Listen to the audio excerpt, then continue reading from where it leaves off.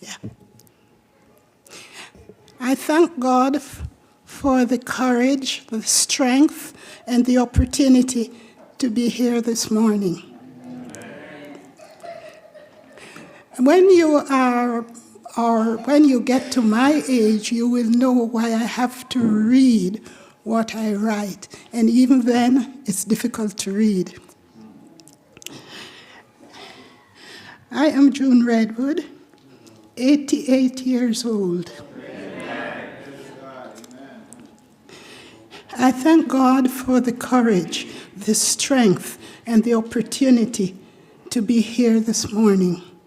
My desire is to tell you about the goodness, the mercy, and the patience of the Lord.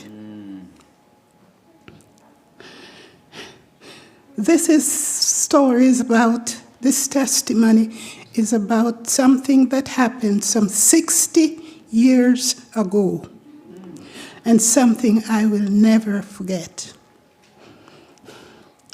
Let me read now my favorite daily Bible verse, Isaiah 41, verse 10.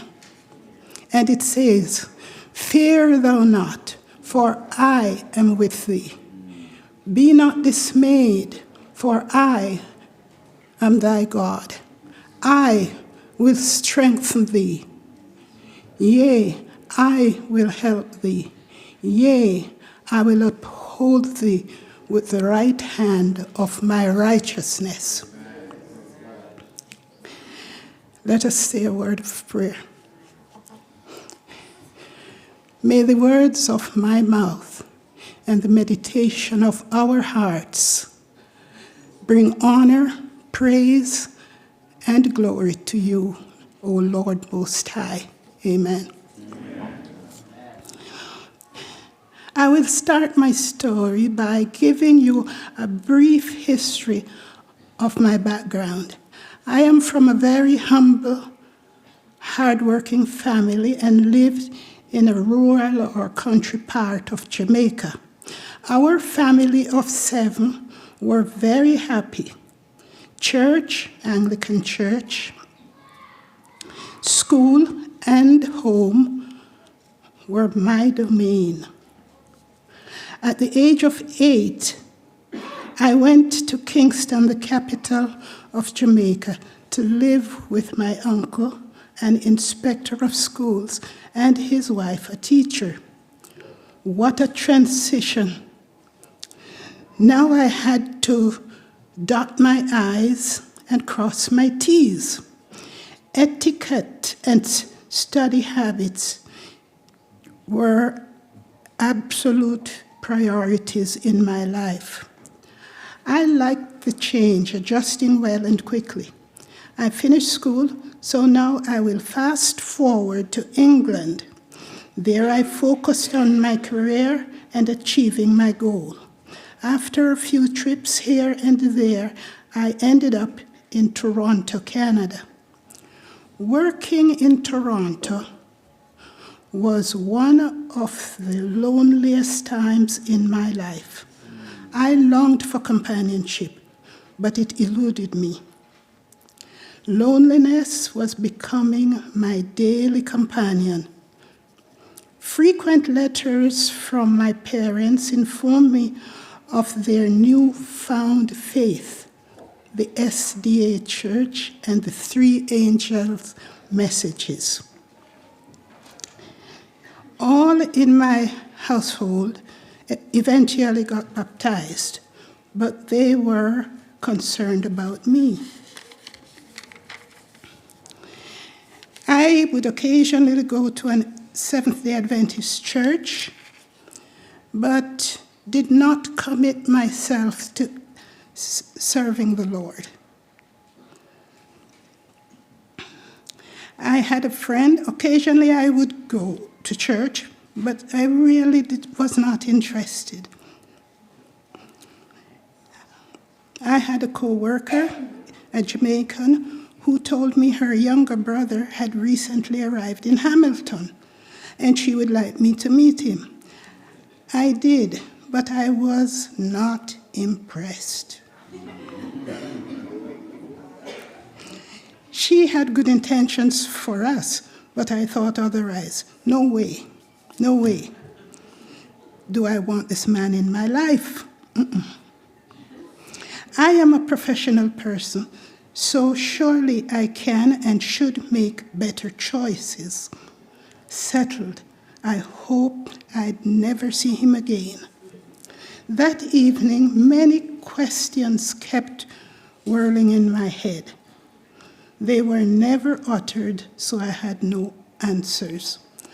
All the hows, the whens, the wheres, and a lot of ifs.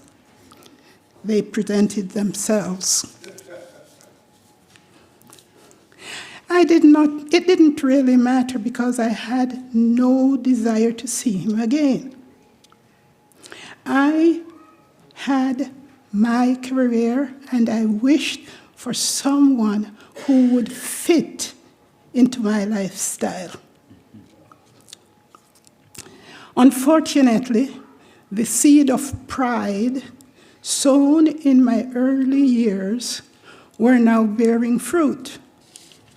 Thanks to God, for He intervened and helped me change my attitude from pride to humility. Now, this took a while. It just didn't happen overnight. Some time elapsed, and then one day he called. He wanted to go to Jewtown, and I don't know if it's still around. I don't know what's happening in Toronto. Jewtown in Toronto, and he wanted to know if he could stop by for a visit. Oh no, not him again. Although I wanted to say no, not convenient, I said yes, and hoped that this would not become a regular habit. Jewtown in Toronto is an international plaza, regardless of one's country of origin or culture. Whatever you desire, you will find it in Jewtown. In the hospital housing complex, I shared an apartment with a co-worker, a girl. And I wanted her to meet this man. So we chose a date suitable to all three of us. He came, and all went okay, just okay.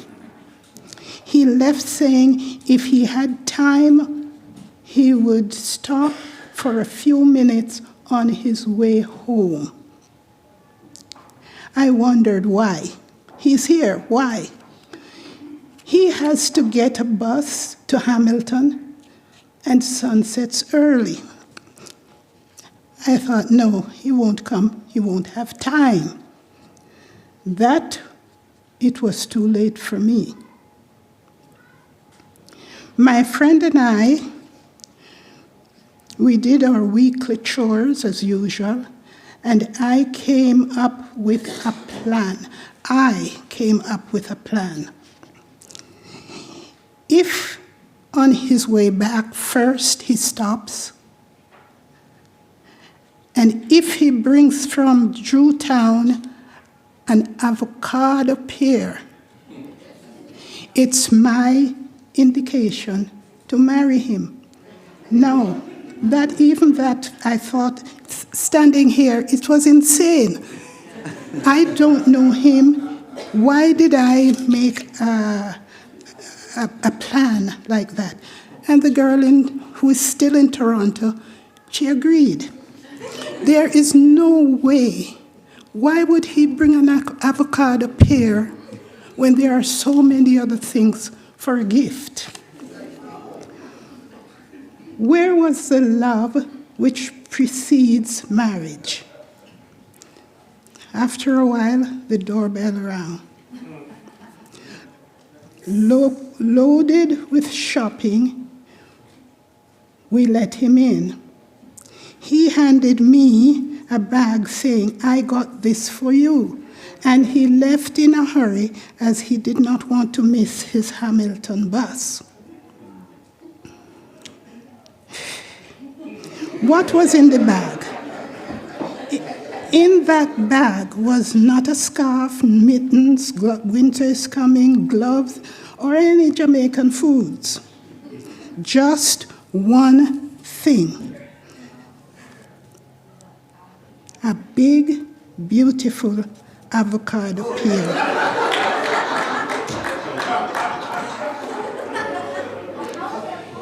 I honestly didn't know what to say. What a surprise. How would he know of my plan? No cell phones in those days, and if there were, we couldn't even think at looking at them. What will I do now? I called and thanked him. Only God knew how he would know to bring nothing else but an avocado pear. There's a Jamaican proverb which says, "Don't judge a book by its cover." As I got more acquainted with him, I discovered some really lovely qualities he possessed: kindness, love, patience, honesty, meekness. And every day I appreciated him more. We got married and lived a long, beautiful, blessed life together. Amen. If there is a word that could describe our marriage, it would be togetherness. How I miss him. He died 2 years ago. God is my comforter. He says his grace is sufficient for me, and I believe him. I have proven his love and his faithfulness. Ben, that was his name, was baptized in Jamaica before he came to Canada. I was baptized in Toronto before I met him. I thank God for the preparing us for each other and helping us to live an exemplary life. Is there anything that you can learn from this, my testimony? This is what I have learned. I have chosen 3 passages from the Bible, and you can see how they fit into my testimony. The first one is Isaiah 65:24, which says, "Before they call, I will answer. I did not call." The second one, Isaiah 55, verse 8, "My thoughts are not your thoughts, neither are your ways my ways." What I wanted for myself and wanted so badly was not what God had in mind for me. 3, "Man looketh on the outward appearance, but the Lord looketh at the heart." Then these are some Jamaican proverbs, and I don't know that they are Jamaican. I just know them, and I knew them from home. Don't look down on people unless you're helping them up. Treat others as you would like to be treated, and this is biblical. Do unto others as you would have others do unto you. Don't judge a book by the cover. Open it, see what's inside. And there is something good in the worst of us. And there is something bad in the best of us. Last one is, life is not always a bed of roses. And to this I can relate. I have experienced challenging times in my life. I am acquainted with doubts and fears, disappointments, pain and suffering. I see such situations as stepping stones to the kingdom. God sees me through all of my difficulties, and there are many. Let us remember that just because we are His people, we are not immune to the troubles and trials of life. I thank God for all the people He has placed in my life to help me on this last lap of my spiritual journey. May He bless you all. Be faithful. Be obedient to His word. And hold fast until He comes.